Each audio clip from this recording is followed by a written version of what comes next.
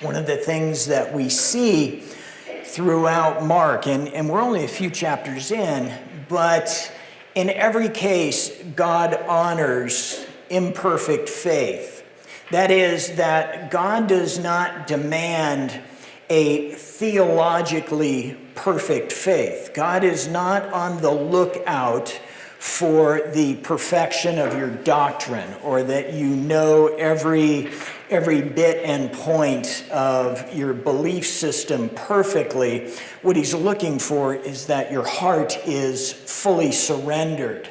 So we see these people in Mark and the different people that he's encountered just run the gamut here from this to this to this. And you see these people who come to believe in Jesus in some way. None of them perfectly. They believe in Jesus. They believe what they've seen with their eyes. They believe what their neighbors have told them. They believe that Jesus is something different, and they may have some idea about his divine nature, but none of them understand perfectly. We look at the disciples, right? Here's the disciples in the midst of the storm. And if there should have been 12 guys who had not a care in the world, it should have been these guys. And yet, here they are, the storm whips up, the waves are kicking over the boat, and they are terrified. So much so that they rudely wake Jesus up from his nap. They wake him up and say, "Don't you care about us?" And I'm sure Jesus is going, okay, be patient. This is an imperfect faith. And he stills the storm. He calms their hearts a little bit. And he says, don't you have any faith? Do you still have no faith? Now, that's a rhetorical question. They would not be the 12 if they didn't have faith. But what he's saying is this the state that your faith is going to stay in? Are you going to be spiritually naive forever here? I mean, you've seen me cast out demons, you've seen me heal, you've seen me teach about the kingdom, you've experienced these things, and still some little tempest blows up, and all of a sudden you're terrified. And so Jesus is patient with them, but he's urging them on. He's saying it's okay that you don't understand now, but you can't stay not understanding. You cannot stay naive forever. You must advance in your faith. Mark uses a lot of words to describe that. He talks about people who are amazed. He talks about people who are terrified. And this is the mark of their belief. They see Jesus. They say, hey, there's something different about him. Clearly, he has control over the weather. He has control over evil. He has control over nature in healing things. They see this, and they have different reactions to it. They're amazed. This is fantastic. This is amazing. Or they're terrified because they're seeing something that they shouldn't think that they should be able to see. Whatever it is, they believe that Jesus, this guy who has come into their world, into their lives, is something different. He's not who they think that they are. But one of the things each time, whether it's terror, amazement, they're thrilled, whatever it might be, every time that there is that reaction to Jesus, that is, they don't just ignore him, every time that those things happen, it plants little seeds of faith. And those seeds germinate. Those seeds are going to blossom into a seedling. They're going to be the basis of faith. You see that change. These people believe, people react, they respond to Jesus, bless you. But then there are two different reactions. They believe, and so they recognize Jesus as something different, but then the world divides into these two groups. They look at Jesus, they see what he's done, they see it with their own eyes, they experience it, they witness it, and some people want to follow after him, right? Like the demon-possessed guy last week. Let me follow after you. And some people can't get far enough away from Jesus. Now that's an interesting reaction. You see something supernatural like that. You see somebody's life changed. You see somebody healed. You see the evil wrenched out of a person. And your reaction is, Jesus, flee from me. Get as far away from me as you possibly can. And you know what that is? That's the realization of their sin. That is the full weight of the people's sin resting upon them. They're suddenly aware of how sinful they are. And in the presence of divine, in the presence of the Spirit that's around them, urging them to believe in Jesus, they push him away. They say, go away, Jesus. Get away, get as far away from me as you possibly can. What a polar opposite between those people and the people who say, Jesus, I'm dropping everything. I'm dropping my nets. I'm leaving my life behind. Whatever it is, please, Jesus, let me come and follow after you. So we have this dichotomy of all these different things. People believe, people don't believe. People want to follow after Jesus, people don't want to follow. You've got all this going on. And one thing is true through all of that. The people that believe, the people that want to follow after Jesus, the people who cast their life behind them and point themselves in the direction of salvation, those people recognize one thing, and that is they themselves cannot do the things that God does. Now that sounds odd. They cannot heal themselves. That's a good example. They cannot expel the evil themselves. They cannot, of their own accord, just leave their life behind. What sets the people apart who believe and then believe again and want to follow after Jesus is that they look at what Jesus has done and they say, only God can do those things. Only God can set that person free. Only God could heal that. Only God could transform that person. Only God, only God. And that seems to be the dividing line as Mark proceeds. You remember the parable of the soils that Jesus told, right? The seeds that are cast out on the ground there, and some just never germinate. Some just are eaten by the birds. But then some pop up, don't they? Man, they pop up and they grow a little bit. And then the heat hits them, then the sun hits them, then trouble comes into their life, and they wither and they die. These are people who up here had acknowledged God, had acknowledged Jesus, had acknowledged that the divine was there. And so that faith germinated and they grew up. But then when the storm came, okay, when the difficulties of life came, when things got unbearably hard, when that happened, what happens to them? They wither and die because they're still trying to do things for themselves. They're trying to fix themselves. They're trying to make things right for themselves. They're trying to heal themselves. They're trying of their own accord to push evil out of themselves. And when they find out they can't do it, it's too late because they've withered over and died. I know Mark moves fast. And these incidents just one after the other, after the other, after the other. And Mark is teaching so much in such a short time that you've got to stop and go back like that and say, why is there this divide? Why do some people act like they believe, but they don't really believe? Why do people say they believe, and then they try to run their life themselves? God accepts imperfect faith, but he doesn't want it to stay there.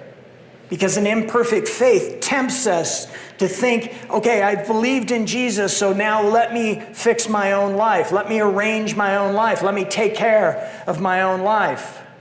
And instead of begging to follow after him, we're saying, Jesus, you go on ahead. I've got this from here. We come to an incident now where Mark is once again going to do this fancy English term called intercalation. That is, he's going to take one story and he's going to jam it in the middle of the story. So you've got to watch what happens here. This involves a sick girl, a dying girl, and a woman who's been dying for some time. And these two people are going to collide in this story. And watch how Jesus handles the imperfection of these things. So I'm picking up in chapter 5, verse 21. When Jesus had again crossed over by boat to the other side of the lake, a large crowd gathered around him while he was by the lake. So Jesus has gone from the Gentile side of the lake back over to the Jewish side of the lake. So he's once again amongst his people. So that turns our thinking here. These people should be recognizing a little bit of who Jesus is. Then one of the synagogue leaders named Jairus came, and when he saw Jesus, he fell at his feet. He pleaded earnestly with him, "My little daughter is dying. Please come and put your hands on her so that she will be healed and live." So Jesus went with him. Now, this to our ears, Jairus has come and prostrated himself down in front of Jesus. He has thrown himself face down on the ground and begged the master to come and help him. This appears to us to be a believer. This is a person who has heard what Jesus can do, who knows that Jesus alone, that God in Jesus alone could heal his daughter. And so he throws himself at the mercy of the Lord. But Jairus is no friend of Jesus. Jairus is invested in the synagogue that Jesus is fixing to turn upside down. This Jesus has appeared on the scene and caused all kinds of questions among the Israelite community here. This Jesus has shown up with what appear to be God powers, God abilities. And so Jairus doesn't hold him in high esteem. Jairus doesn't love Jesus. Jairus is not throwing himself down and going, "Please, please, Lord, let me follow after you." You talk about imperfect faith.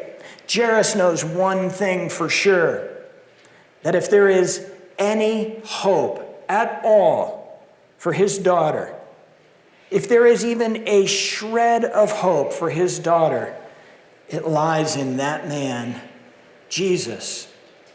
And so, however imperfect his belief is, even to the point where he doesn't want to believe, he does believe that only God, only the divine in Jesus, can change the course of his daughter's life.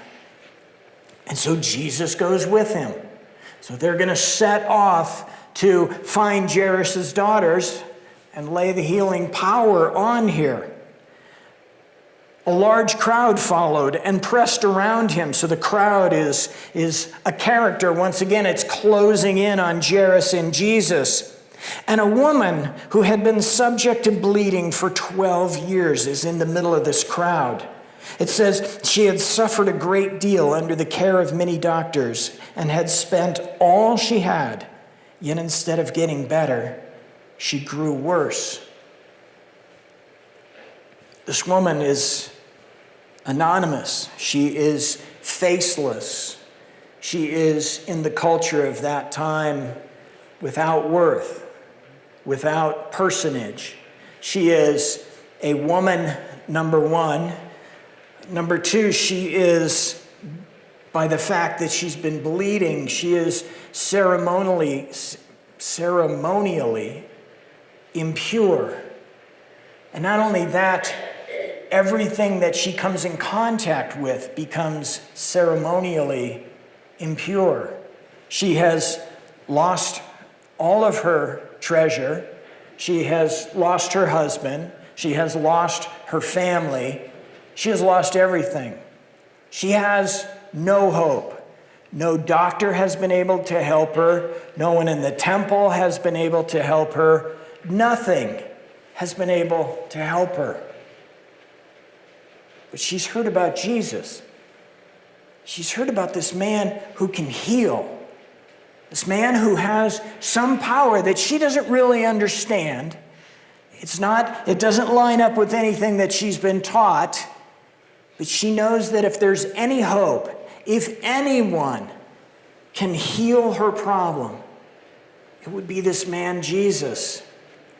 So she pushes in the crowd. The crowd is pushing closer and closer and closer to draw the attention of Jesus, to just be near Jesus, to maybe have something rub off on her. And listen what it says. When she heard about Jesus, she came up behind him in the crowd and touched his cloak, because she thought, if I just touch his clothes, I'll be healed.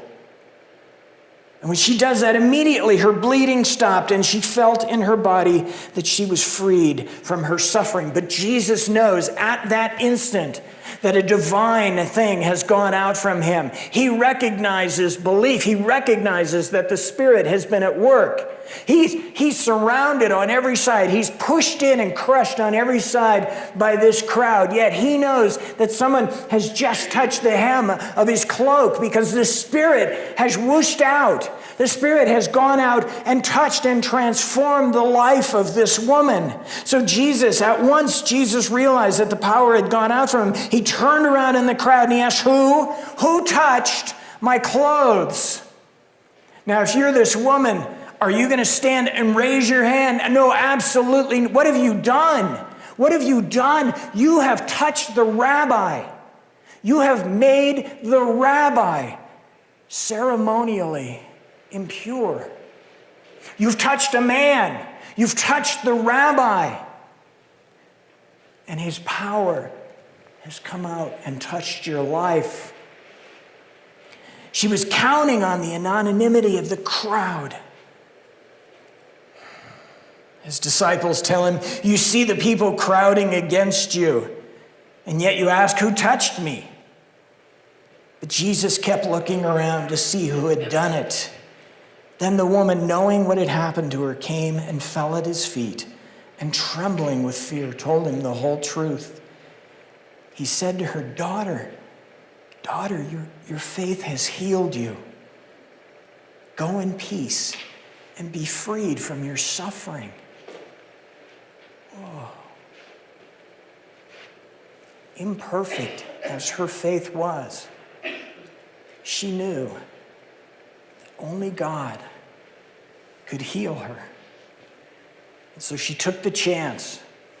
She threw her life at Jesus.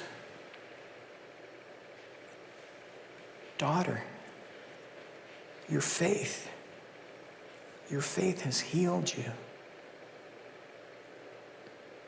Now, we forgot about Jairus here. Jairus' daughter is dying. There's an urgency to his mission. The fact that he belittled himself and threw himself down at the feet of Jesus tells us everything about how desperate he is. He didn't know this guy from Adam, but he throws himself. Please, if anybody can heal her, it's you. Come with me. And Jesus says, yeah, I'll go with you. And so they start off, and the crowd is pushing in, and this woman touches him, and poof, time stops. Now put yourself in Jairus' shoes here. Jesus stops his forward motion. Jesus has ceased to move towards his sick, dying daughter. Jairus' eyes must have been bugging out like this when Jesus is going, who touched me? Who touched me? Who touched me out here in the crowd?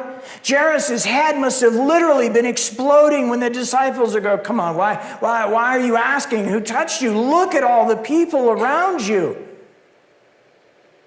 And then when this woman comes forward, can you imagine what Jairus is thinking? Jesus, my daughter's dying, and you're here with this woman. And then when Jesus stops, and he lovingly says, your faith has healed you, Jairus must be just crushed. He must be just grabbing at Jesus. Come on. Listen to this. While Jesus was still speaking, some people came from the house of Jairus, the synagogue leader. Your daughter is dead. Your daughter is dead, they said. Why bother the teacher anymore? Look what Jesus does, though. Overhearing what they said, Jesus told them, don't be afraid. Don't be afraid, Jairus. Just believe. Remember the soils. Remember the seedling. The seedling in Jairus has germinated. There's faith. But Jesus recognizes that the hot sun of reality is about to bake that thing back down into the ground. And Jesus turns, and he knows how imperfect Jairus' faith is. He says, don't fear. Don't fear. Believe. Believe. And Jairus seems to believe here. So Jesus and Jairus move forward.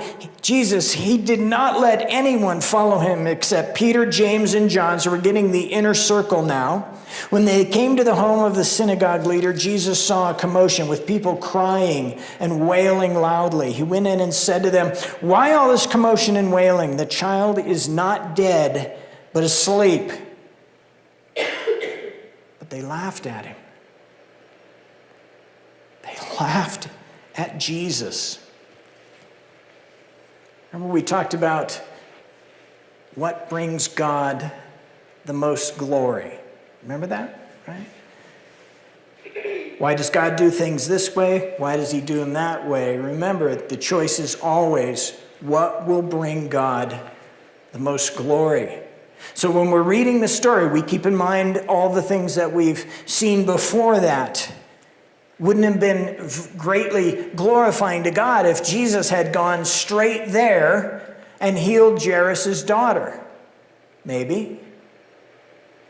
But how much more glory is there if the daughter actually appears dead? Jesus resurrects her. They laughed at him. After he put them all out, he took the child's father and mother and the disciples who were with him and went in where the child was. He took her by the hand and said to her, Talitha koum, which means, little girl, I say to you, get up. Immediately the girl stood up and began to walk around. She was 12 years old. At this, here's a new word now, at this, they were completely astonished. And I love this last bit here. This is Jesus. He gave strict orders not to let anyone know about this.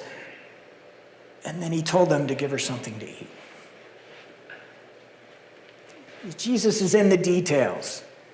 Get this girl a sandwich, Don't worry about what you just saw. Right? Everybody's mouth is just hanging open. Because this enormously God-glorifying thing has just happened.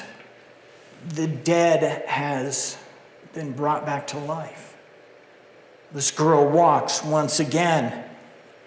And how Jesus goes back to his old way. He says, don't tell anybody what you've seen here. This is between us.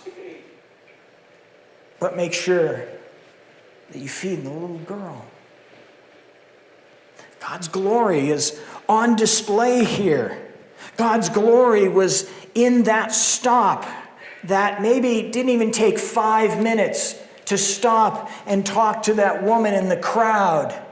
But that stop caused Jairus to doubt for a second. It caused Jairus to, especially when he hears that his daughter is dead, to think maybe this Jesus isn't who he said he was. And Jesus says, just keep believing. Keep believing. You're going to see something that you're going to be astonished at it. Keep believing. We see these little seeds of faith. These tiny, tiny mustard seeds of faith germinate into this full-blown, astonishing, amazing, terrifying belief in the Son of God. There's a lot of hope in these stories. There's a lot of encouragement in these stories. God is in no way demanding that any of these people have this perfect theological understanding of who Jesus is. God never once quizzes people before he saves them about the nature of the Trinity. God doesn't do any of those things. He takes these tiny seeds of faith and he brings them to life.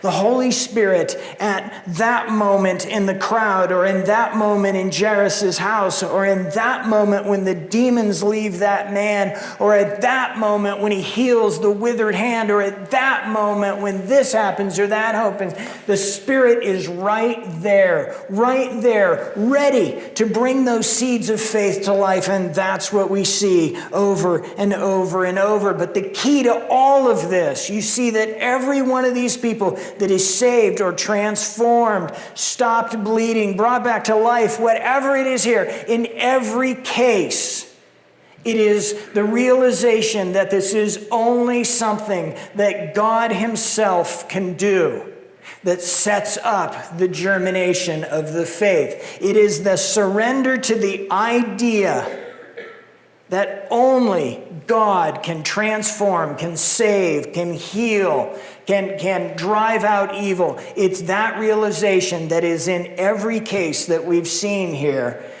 what brings that faith to life. And that's a good thing. We've all seen that faith that sprouts up and then dies. The sun hits it, a hard time comes. It's boring, whatever it might be. It sprouts up and falls over. That sprout, that seedling that comes up is in almost every case naive. In almost every case, it is an imperfect faith. Your faith, when you first believed, was imperfect. It was not even remotely fully formed. But at that moment, whatever was going on in your life, at that moment, the Spirit says, this is your moment. This is the time when you can respond. And whatever you had in your heart, whatever was coming to rest in your soul, the Spirit used that and germinated your faith. And that's a good thing. It's a good thing. Nobody asked you about your perfect knowledge of Christ. Nobody asked you how well you understood God. Nobody asked you any of those things. It was just the one question: do you believe that Jesus Christ is the Son of God? Do you believe that salvation lies in the finished work of Jesus Christ? And however you understood that, however I understood that, at that moment the Spirit said, now's your chance. Now's your opportunity. But here's the thing. We can't stay in that naive state forever. If you've been in Sunday school, this was probably some weeks ago, but in Hebrews chapter 5, the author speaks directly to this. He is speaking to this group of believers, and he's saying, you know, by this point, some of you should be teachers. Some of you should be standing up here teaching others. And yet, I have to keep coming back over and over and teaching you the same things over and over and over and over. And he uses one of my favorite descriptions. You're milk drinkers. You're milk drinkers, and you should be meat eaters.